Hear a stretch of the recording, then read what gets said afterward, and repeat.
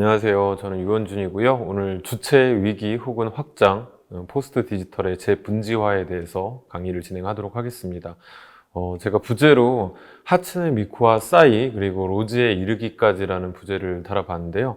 아마 익숙하신 이름들이 있을 거예요. 특히 이제 뭐 하츠네 미쿠라든지 또 싸이는 또 우리가 잘 알고 있는 유명 가수죠. 그리고 로즈라는 캐릭터는 이제 최근에 부각되고 있는 버추얼 인플루언서라고 우리가 지칭하는 그런 어떤 캐릭터인데, 이런 어떤 그 각 캐릭터들, 각 인물들로부터 우리가 지금 마주하고 있는 주체의 위기 그리고 또 확장의 지점들을 살펴보는 게 오늘 강의의 목표라고 할 수 있겠습니다. 자, 이 장면을 보시면, 이 장면은 사실 아마 익숙하지 않으신 분들 많으실 텐데요.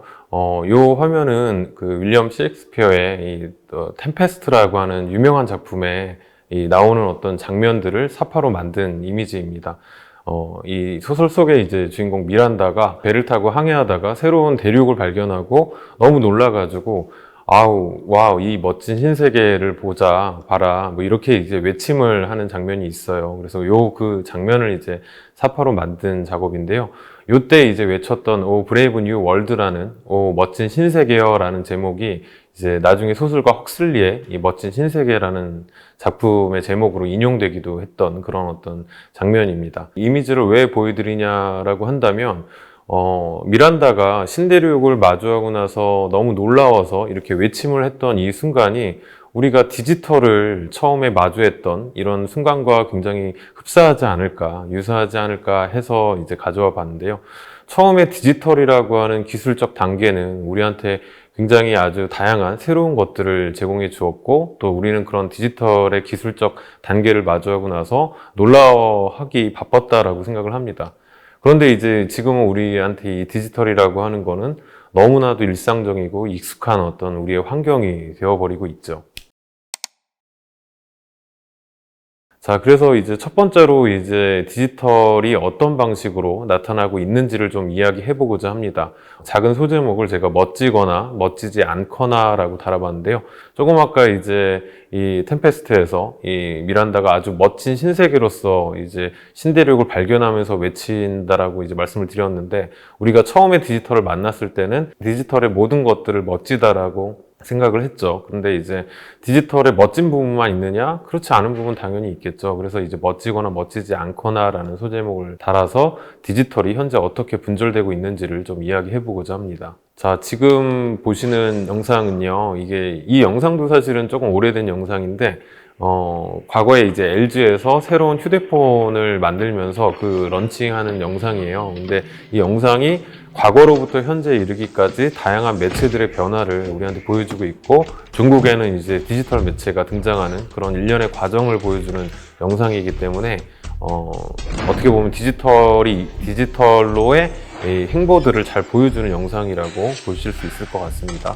잘 보시면 이제 과거에 레코드판에서 음악을 듣다가 테이프 레코드에서 듣다가, 그러다가 이제 CD 플레이어, 그 다음에 이제 디지털 파일을 이용해 가지고 이 휴대폰을 통해서 음악을 듣는 그런 일련의 과정들이 나타나고 있죠. 사실 우리가 생각한 디지털을 통한 미래의 어떤 모습은 최첨단의 어떤 디지털 환경들이 우리의 어떤 여러 가지 일상생활을 아주 편리하게 만들어주고 아주 신속하게 만들어주는 그런 아주 이상향적인 신세계를 생각했을 건데요. 실제 우리가 마주하는 디지털 환경들은 그렇게 멋진 어떤 그 장면들로만 가득하지는 않는다라고 이제 우리들은 생각하고 있는 것 같습니다.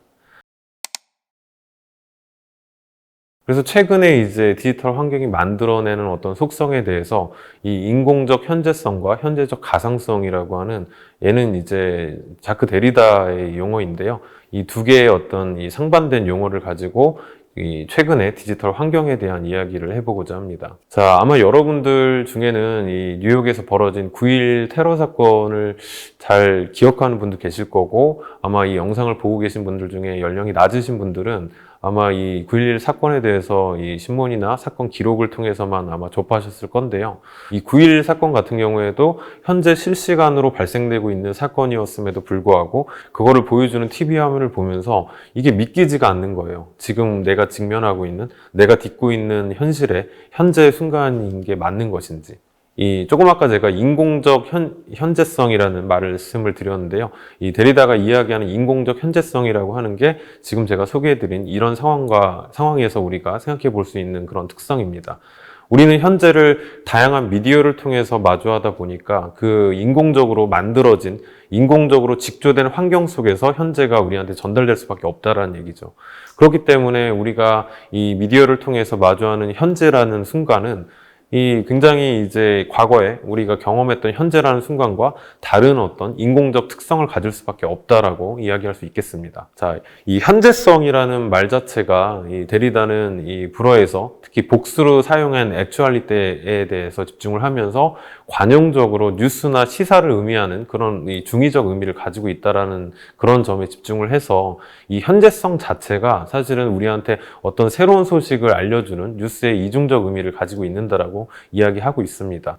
그래서 이런 부분에 집중해서 지금 최근에 우리가 현재를 마주하고 있는 미디어에 의해서 구성되는 현재성에 대해서 이야기를 하고 있는 거죠. 그렇게 보자라고 하면은 인공적 현재성은 우리의 현실이 기술 매체의 공정을 통해서 시청자들 그리고 이제 미디어를 통해서 정보를 수신하는 그 수용자들한테 전달되는 과정에서 발생하는 그러한 특성이라고 이야기할 수 있겠습니다. 인공적 현재성이 우리의 현실이 기술 매체의 공정을 통해서 우리한테 현실 그리고 현재로 인식되는 일련의 과정을 의미하는 거라면 현재적 가상성은 우리가 가상이라고 이야기했던 사실은 우리가 과거에는 현실하고 대비되는 어떤 다른 세계로서 가상을 설정하곤 했었죠. 근데 최근에 와서 이러한 가상은 기술 매체의 공정을 통해서 또다시 우리 시청자들한테 혹은 매체의 수용자들한테 현실로 인식되는 그런 상황들을 보여주고 있습니다. 그런 어떤 상황들을 지칭하는 속성이 현재적 가상성이 되겠죠. 자, 앞서 이제 9.11 테러 사건을 가지고 제가 인공적 현재성이라는 속성에 대해서 말씀을 드렸으면 이 현재적 가상성은 몇 개의 좀 사례들을 보면서 이야기해 볼 수 있을 건데요. 우선 이제 퀸터 안더스라고 하는 학자에 대해서 잠깐 좀 소개를 드리고 넘어가 보도록 하겠습니다. 이 퀸터 안더스라고 하는 학자는 인간의 골동품성에 관하여라는 아티클을 통해서 그 안에서 이 TV라는 새로운 미디어가 어떤 방식으로 우리한테 팬텀 세계로서 어떻게 보면 우리가 실제라고 믿고 있는 현실이라고 믿고 있는 세계가 아닌 또 다른 현실로서 또 다른 실제로서 새로운 세계가 나타날 수 있다라는 그런 어떤 예견을 했던 그런 이제 이론가인데요. 이 퀸터 안더스가 그런 TV가 만들어낸 팬텀과 매트릭스로서의 세계라는 어떤 새로운 어떤 세계층을 이야기하면서 우리가 이미 알고 있었던 예전에 실제라고 현실이라고 믿고 있었던 그런 실제가 상실되거나 혹은 분화되는 어떤 상황에 대해서 이야기를 하고 있습니다. 그래서 지금 이제 가상적 현재성을 이러한 견지에서 이해해 볼 수 있을 것 같은데요. 지금 보시는 이미지는 굉장히 이제 예전 이미지예요. 1840년도의 일러스트인데요. 지금 이 이미지는 뭐냐면은 아마 여러분들 최근에 이제 여러 영상들이 이렇게 쏘아져서 뭐 극장같이 극장에 굳이 가지 않더라도 집안에서도 어떤 이미지를 벽면에다 투사시켜가지고 이미지를 보는 경험들을 뭐 강의실에서나 이제 집안 거실에서도 마주할 수 있는 그런 상황이 됐는데요.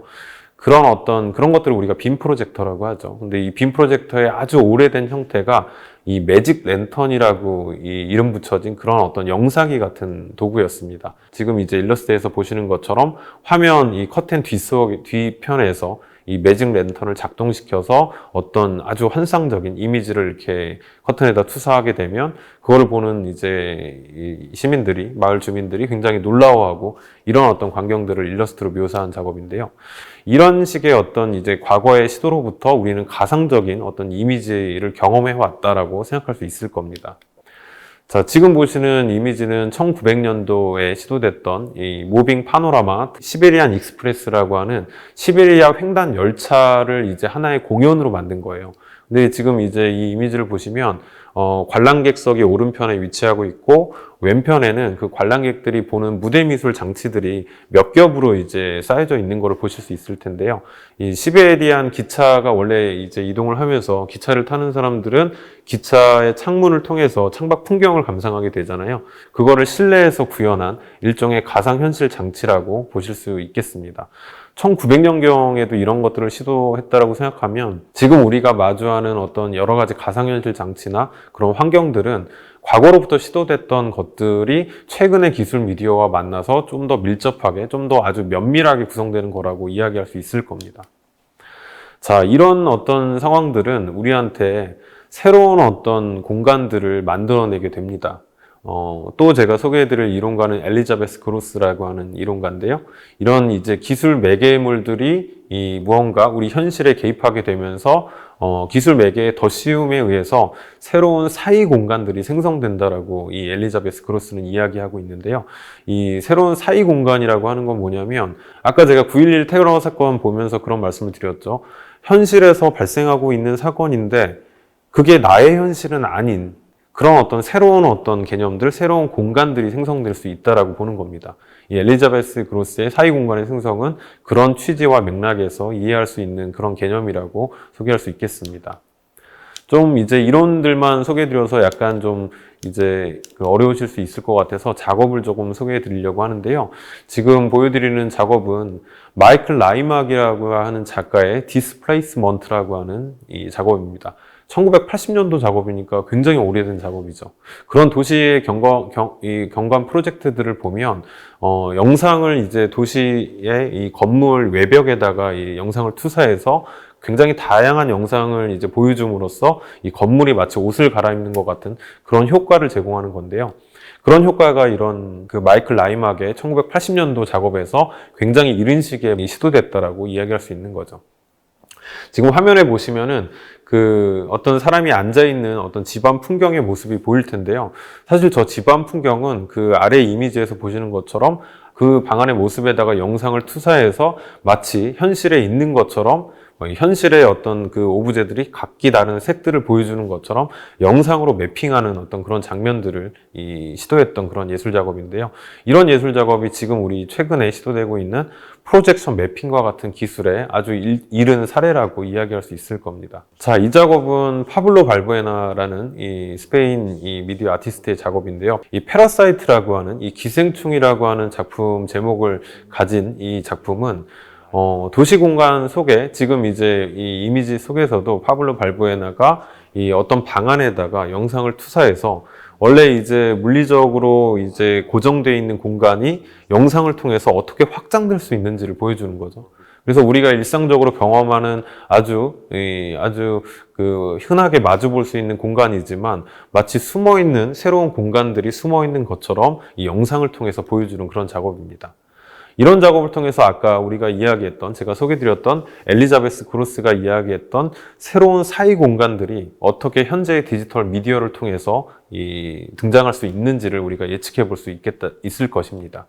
자, 국내 작가도 한번 소개해드려 볼게요. 이 작가는 이제 정현두 작가고요. 아마 여러분들도 잘 아시는 작가분이라 생각을 합니다. 이 정현두 작가가 2014년에 일본의 아트타워 미토라는 이 예술재단의 초대를 받아가지고 일본의 미토 마을을 방문하게 됩니다. 그래서 이 아트센터 미토에서는 정현두 작가에게 미토 마을과 관련된 그 일본의 현재 상황과 관련된 예술 작품을 제작해달라고 요청을 드렸고요. 이 정현두 작가는 미토 마을의 상황을 보면서 이 작업을 이제 만들게 됐는데 그 작업이 블라인드 퍼스펙티브라고 하는 작업입니다. 2014년도 작업인데요. 이 당시가 아마 여러분들 잘 아시겠지만 일본의 어떤 이 원전 피폭 사고 이후에 여러 이제 마을들이 이 해일에 의해서 침수당하고 그 침수에 의해서 마을이 아예 다 쓰레기장으로 변하는 그런 어떤 아주 끔찍한 상황을 마주했던 그런 어떤 시기였는데요. 미토 마을도 마찬가지였나 봐요. 자, 그래서 이 정현우 작가가 어떤 작업을 시도를 했냐면 이 아트타워 미토라고 하는 미술관에 이 30m 길이가 되는 복도를 만들고요. 이 30m 되는 복도의 양옆에 이제 미토 마을에 현재의 쓰레기들을 모아가지고 복도를 관람객들이 지나가게 만드는 겁니다. 근데 관람객이 그냥 지나가는 게 아니라 이 HMD라고 하는 가상현실 장치를 착용을 하고 이 30m 되는 길이의 복도를 지나가게 되는데요. 이 HMD 속에서는 굉장히 아름다웠던 예전 이제 미토 마을의 가상적 풍경이 이렇게 펼쳐지게 되는 거죠. 그리고 마지막 순간에 이르러서 관람객이 이 HMD를 벗고 이제 반납을 하는 순간에 이 아름다운 가상 마을을 경험시켜줬던 이 VR 장치를 벗고 나서 마주하게 되는 장면은 현재의 쓰레기 더미가 됐던 이 미토 마을의 풍경이겠죠. 이 미토 마을의 이 관람객들이 이 작업을 보면서 굉장히 많이 막 울었다고 해요. 자, 이 작업도 이 VR이라고 하는 새로운 디지털 미디어 장비를 이용해서 과거와 현재를 교차시키는, 중첩시키는 작업을 우리한테 선보여주고 있는 작업인 거죠. 이런 방식으로 가상현실을 의미하는 VR이라든지 증강현실을 의미하는 AR이라든지 또 그런 VR과 AR이 섞여진 상태에서 나타나는 혼합현실이라고 우리가 이야기하고 있는 믹스드 리얼리티라는 MR이라든지 이런 개념들은 종국에는 우리가 최근에 많이 이야기하고 있는 메타버스라는 개념과 연결될 겁니다. 이 메타버스라는 말은 무언가를 넘어서 존재하는 이 메타라는 어떤 이 접두어와 유니버스라는 어떤 단어를 합성시킨 말이잖아요. 그래서 우리 세계를 넘어서 굉장히 여러 가지 다양한 세계들이 중첩되어 있는 그런 현실을 의미하는 용어로 최근에 많이 사용되고 있는데요. 이 메타버스가 굉장히 많이 사용되는, 최근에 와서 이렇게 많이 사용되는 이유는 과거로부터 시도되었던 이런 가상현실에서의 경험이 우리한테 점차 누적돼서 우리가 현실의 순간으로 인식하고 있기 때문이라고 저는 생각을 하고 있습니다. 이런 현실은 아마 점점 더 가속화될 건데요. 이런 현실에서 우리가 생각해 볼 수 있는 점이 오늘 이제 제가 말씀드리고자 하는 그런 환경에서의 어떤 놓여있는 주체 위기 내지는 확장의 지점들을 좀 살펴보자라고 이야기하고 싶습니다. 자, 지금 보시는 장면은 하츠네 미쿠라고 하는 애니메이션 캐릭터가 이 홀로그램으로 등장해서 이 하나의 이 공연을 만들어내는 그런 장면들을 여러분들한테 보여드리고 있는 건데요. 아마 이 하츠네 미쿠라는 이 캐릭터에 대해서 잘 알고 계신 분들도 많으실 겁니다. 그런데 혹시 모르시는 분들을 위해서 간단하게 설명드려 보자면 이 하츠네 미쿠는 원래 애니메이션 캐릭터였어요. 근데 이 애니메이션 캐릭터인 하츠네 미쿠가 지금 이제 일본에서는 음반을 10몇 집까지 낼 정도로 굉장히 유명한 중견 가수라고 볼 수 있는데요. 이 하츠네 미쿠라는 캐릭터가 굉장히 재미있는 점은 그 음반을 냈다라고 말씀을 드렸는데 그 노래를 부르는 목소리 그리고 이제 그 하츠네 미쿠라는 캐릭터의 모습 이런 모든 것들이 디지털 파일로 환원될 수 있는 가상적인 것이라는 겁니다. 지금 여러분들 보시는 이 콘서트의 장면도 하츠네 미쿠라는 캐릭터가 홀로그램으로 등장을 하고 있죠. 근데 사실 이런 어떤 광경이 우리한테 현재 지금에 와서는 그렇게 아주 낯설은 풍경은 아닐 겁니다. 우리는 뭐 예를 들어서 싸이라고 하는 유명 가수가 어떤 방식으로 이 실제 콘서트를 여는 거를 넘어서 홀로그램으로 가상적 콘서트를 여는지 이런 것들을 이제 많이 목도하고 있기 때문인데요. 그런데 이제 생각을 해보면 사실 그 이전에, 싸이 이전에 블랙 아이드 피즈라는 이 유명 가수가 2011년도에 이미 홀로그램을 사용해서 그 장소에 현실에서 존재하지 않으면서도 콘서트를 진행했던 그런 어떤 상황을 연출한 적이 있었죠. 이 블랙 아이드 피즈의 멤버는 4명이었는데요. 2명이 사정으로 인해서 이 콘서트 상황에 이제 참석할 수 없었다고 합니다. 그런데 이제 이 팬들이 이 2명이 못 온다는 사실을 알고 너무너무 낙담을 했대요. 그래서 이제 이 블랙 아이드 피즈가 우리는 완벽하게 공연을 할 거니까 우리를 보러 와달라 이렇게 이야기를 했다고 하고 실제 공연에서 4명이 딱 등장을 한 거예요. 그래서 사람들은 너무너무 환호하고 너무너무 반가워하고 이랬죠. 근데 이제 공연이 진행되다가 마지막 순서에서 이 2명이 이렇게 지금 보시는 것처럼 이미지 픽셀로 허물어지면서 2명이 홀로그램으로 만들어진 가상의 어떤 이 인물이었다라는 거를 나중에 알려주게 되죠. 그래서 이 콘서트가 굉장히 이제 유명세를 얻게 돼서 이 이후에 여러 가지 공연 형태에서 이 홀로그램이나 가상적 이미지를 통해서 공연을 만들어내는 흐름들이 정착되게 됩니다. 자, 근데 이제 조금 우리는 좀 생각을 해봐야 될 것 같은데요. 앞서 이제 하츠네 미쿠라는 캐릭터가 이 가상적으로 홀로그램으로 나타나서 우리한테 콘서트를 이제 선보이는 장면과 싸이라든지 지금 이제 블랙 아이드 피즈의 사례들은 사실은 굉장히 유사한 기술적 환경을 통해서 우리한테 전달되고는 있지만 만약에 약간 좀 철학적으로 생각해 보자라고 한다면 그 본질은 굉장히 다르다라는 거죠. 말씀드렸던 것처럼 하츠네 미쿠는 현실에서 존재하는 어떤 캐릭터가 아닙니다. 그 캐릭터의 본질은 이미 우리 현실 세계에 존재하지 않는 캐릭터였다라는 거죠. 근데 반면에 싸이라든지 블랙 아이드 피즈 같은 경우에는 현실에 존재하는 가수들이잖아요. 그러니까 현실에 존재하는 어떤 가수들을 가상적 이미지로 만들어서 우리한테 콘서트와 같은 어떤 그 기회를 통해서 선보여지게 되는 이런 장면과 원래 캐릭터 자체가 가상적으로 만들어져서 우리한테 등장하게 되는 그런 어떤 캐릭터들은 이 등장하는 모습은 굉장히 유사하지만 그 존재론적 본질은 상당히 다르다라고 이야기할 수 있다라는 거죠. 자, 그런데 그럼에도 불구하고 하츠네 미쿠라는 캐릭터는 누가 보더라도 저게 현실에서 존재하는 캐릭터가 아니라는 사실은 아마 알게 됐을 거예요. 최근에 등장하는 이런 이제 버추얼 인플루언서라고 우리가 지칭하는 이런 캐릭터들의 등장은 또 다른 지평을 우리한테 열어주고 있는 것 같습니다. 지금 이제 제가 영상으로 보여드리는 이 버추얼 인플루언서는 로지라는 이름의 이 캐릭터인데요. 원래 오로지라는 어떤 전체 플레임에서 이 로지라는 이름만 남겨서 이 버추얼 캐릭터의 이름으로 삼았다라고 합니다. 아마 최근에 우리나라 광고에서 아마 등장해서 여러분들한테 친숙하게 저 캐릭터 내가 본 적 있다라고 생각하시는 분들도 계실 건데요. 최근에 이런 식의 버추얼 인플루언서들이 등장해서 광고에 등장하기도 하고, 우리처럼 SNS, 예를 들어서 인스타그램이나 이제 페이스북 같은 SNS를 개설해서 그 안에서 마치 살아있는 것처럼 활동을 하는 모습을 보여줍니다. 이런 방식으로 현실에 원래 존재하지 않는, 현실의 존재 근거를 원래 가지고 있지 않는 가상의 존재들이 이제 우리 현실 세계에 침투하고 있다는 겁니다.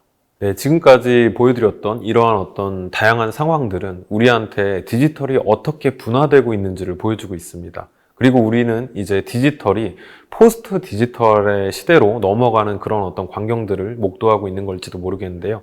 포스트 디지털이라고 하는 거는 디지털이 가지고 있었던 기존의 어떤 속성들, 특성들을 아예 없애버리는 거는 아닐 겁니다. 오히려 디지털이 가지고 있었던 여러 가지 속성들을 오히려 세분화해가지고, 제가 이제 지금 화면에 재분지화라고 말씀드렸는데요. 이 재분지화란 말이 조금 어려우실 수 있겠지만 세분화 정도로 생각하셔도 좋습니다. 디지털은 사실은 굉장히 다양한 속성들을 통해서 기존의 아날로그 환경들을 새롭게 변화를 시켰지만, 우리가 이제 앞으로 마주하게 될 포스트 디지털은 이러한 디지털을 다시금 세분화시켜서 우리한테 다양한 새롭게 등장하는 여러 가지 측면들을 보여줄 수 있겠다라는 이야기겠죠. 그러한 어떤 맥락에서 우리가 마주하게 되는 새로운 개념들이 가령 아까 앞서 소개드렸던 메타버스라든지 버추얼 인플루언서라든지 이런 식의 개념들이 될 겁니다.